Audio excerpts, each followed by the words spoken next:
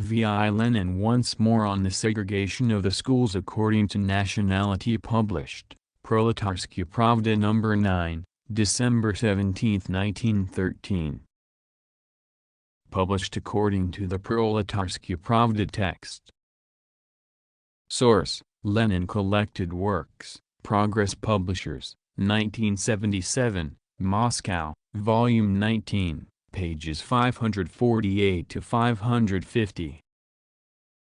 Translated: the late George Hanna. Transcription / markup, R symbol. A public domain, Lenin Internet Archive. You may freely copy, distribute, display and perform this work, as well as make derivative and commercial works. Please credit Marxists Internet Archive as your source. Read me.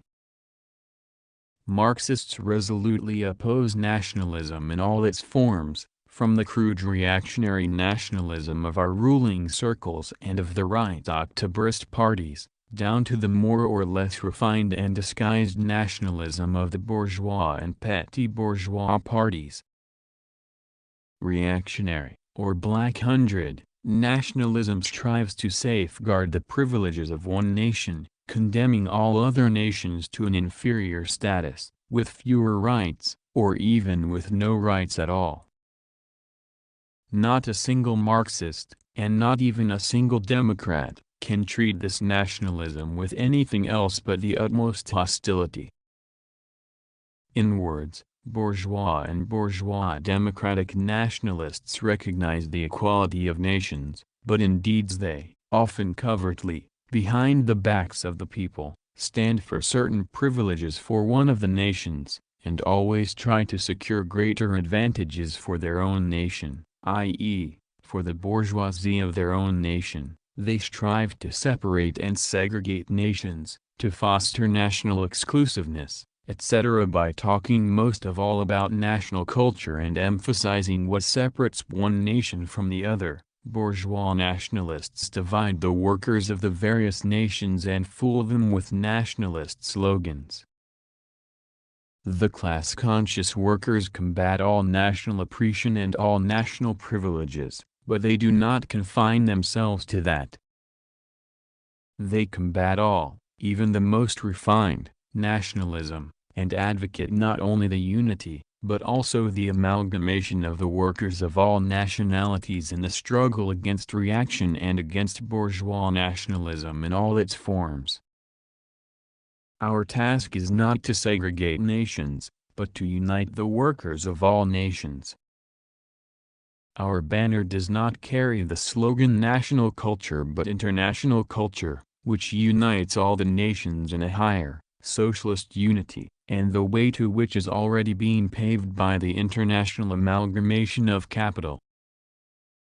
The influence of petty bourgeois, Philistine nationalism has infected certain would-be socialists, who advocate what is called cultural educational autonomy, i.e., the transfer of educational affairs, and matters of national culture in general, from the state to the individual nations.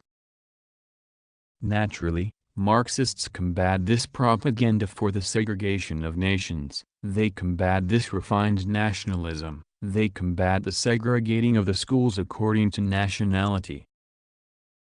When our Buntists, and later, the liquidators, wanted to support cultural national autonomy in direct opposition to our program, they were condemned not only by the Bolsheviks, but also by the pro-party Mensheviks, Plekhanov. Now Mr. in Novaya Rabuka Gazeta is trying to defend a bad case by subterfuge, and by showering abuse upon us. We calmly ignore the abuse, it is merely a sign of the liquidators' feebleness. To have schools connected in the native languages, this, Mr. N assures us, is what is meant by segregating the schools according to the nationalities of the pupils. The Pravda people, he says, want to deprive the non-Russians of their national schools. We can afford to laugh at this trick of Mr. On's, for everybody knows that Pravda stands for the fullest equality of languages, and even for the abolition of an official language. Mr. On's impotent rage is causing him to lose his head. This is dangerous, dear Mr. N. The right of a nation to use its native language is explicitly and definitely recognized in Section 8 of the Marxist program. If Mr. N is right in stating that having schools conducted in the native languages means segregating the schools according to nationality, why did the Buntists in 1906, and the liquidators in 1912, supplement, or rather, distort, the program adopted in 1903, at the very Congress which rejected cultural national autonomy, which fully recognizes the right of a nation to use its native language? Your subterfuge will fail, Mr. N, and you will not succeed in covering up with your noise, clamor and abuse the fact that the liquidators have violated this program, and that they have adapted socialism to nationalism, as Comrade Plekhanov expressed it. We do not want to have the program violated. We do not want socialism to be adapted to nationalism. We stand for complete democracy, for the complete freedom and equality of languages, but give no support whatever to the proposal to transfer educational affairs to the nations or to segregate schools according to nationality. The question at issue is that of segregating the schools according to nations, writes Mr. N. Hence, these nations must exist in each locality, hindering each other's development, and consequently, they must be segregated in the sphere of public education as well. The words we have emphasized clearly reveal how liquidationism is dragging Mr. N away from socialism towards nationalism. The segregation of nations within the limits of a single state is harmful, and we Marxists strive to bring the nations together and to amalgamate them. Our object is not to segregate nations, but to secure for them, through full democracy, and equality and coexistence as peaceful, relatively, as in Switzerland. Notes Mr. N boldly asserts that there is no intermixing of nations even in the cantons of Switzerland.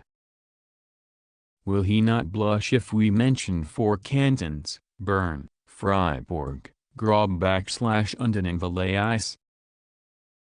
Lenin. This refers to Section 8 of the program of the RSDLP adopted at the Second Congress of the party. Works Index, Volume 19, Collected Works, LIA Index < Backward Forward greater than